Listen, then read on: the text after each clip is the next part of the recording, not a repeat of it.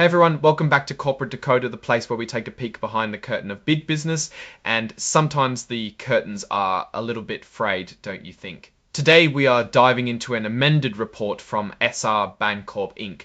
Now this isn't your usual quarterly update, it's actually a correction, a do-over of a previous announcement, so let's see what needed fixing and why before we get into the nitty-gritty. If you love getting these financial secrets laid bare, don't forget to hit that subscribe button and join our growing community over on Discord. The link is in the description below. So what's the big deal with this filing? Well, SR Bancorp Inc., which is the main company that owns Somerset Regal Bank, decided to reissue its earnings report for the quarter and year ending June 30, 2025. They originally put out a press release on July 31st, but then on September 12th they said, oops, we need to correct that. Now, SR Bancorp is incorporated in Maryland and trades under the ticker symbol SRBK on the Nasdaq stock market. They are classified as an emerging growth company, which means they have a bit more flexibility with how they report their financial information, particularly with new accounting rules. The main reason for this amended report is to correct stuff reported on July 31st. They are essentially replacing the old press release with a new one that has the right numbers. This suggests that some of the financial details they initially shared were inaccurate, and they felt it necessary to set the record straight. This filing includes the restated press release as an exhibit, but here's a crucial detail: it won't be considered officially filed with the SEC for purposes of certain regulations. Think of it as a corrected statement rather than a new official filing. When a company needs to amend a report like this, it usually raises a few eyebrows. It can sometimes signal internal control issues or a lack of thoroughness in their initial review process. For investors, it means paying close attention to the specifics of the correction. What exactly did they get wrong? Were these minor accounting adjustments, or were they significant figures that could change the overall picture of the company's performance? Unfortunately, this particular filing is very light on the actual financial numbers within the form itself.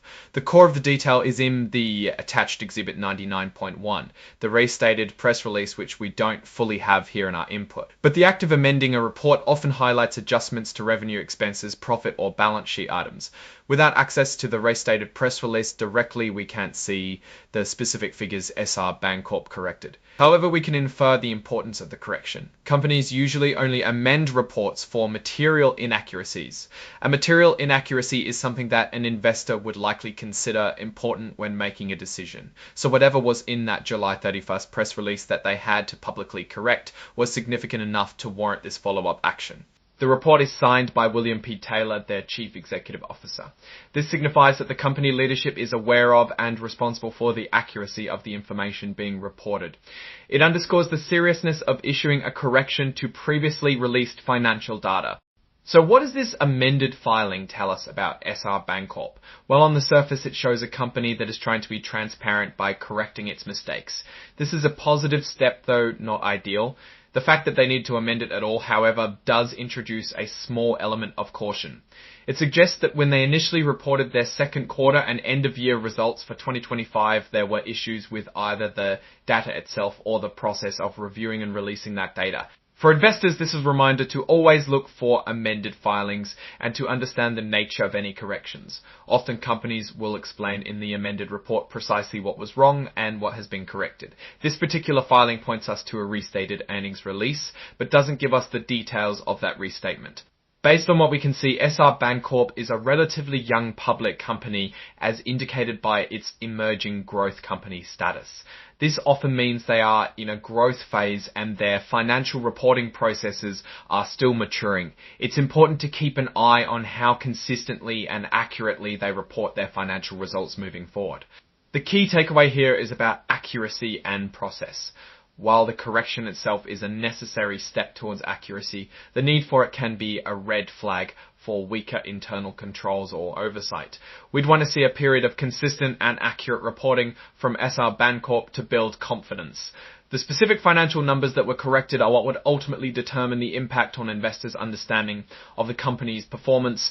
Ideally, we would compare specific numbers like net income or earnings per share from the original release to the amended one to see the exact difference. For example, if revenue was overstated by 10% or if expenses were understated, it would change our perception of their profitability. Without those specific figures, we can only comment on the process. As a general principle of investing, when a company corrects its financial statements, it's good practice to understand why. Was it a simple math error, a misinterpretation of accounting rules, or something more systemic? If you are invested in SR Bancorp or considering it, pay close attention to any further communications regarding this restatement. For SR Bancorp, the road ahead involves demonstrating dependable financial reporting. Their ability to correct an error is a sign of good intent, but building trust means consistently getting it right the first time. Their strategy and competitive position are what drive their underlying business, but accurate financials are the language through which investors understand that progress. Alright, that's our breakdown of this SR Bancorp filing. What's your take on companies needing to amend their reports? Do you see it as a sign of weakness or just a normal part of business for growing companies? Let us know your thoughts in the comments below. If this analysis was valuable, hitting that like button really helps us out, and subscribe for more deep dives into the world of corporate finance. And remember to check out the Discord in the description for more discussions and insights. Thanks for watching, and we will see you in the next one.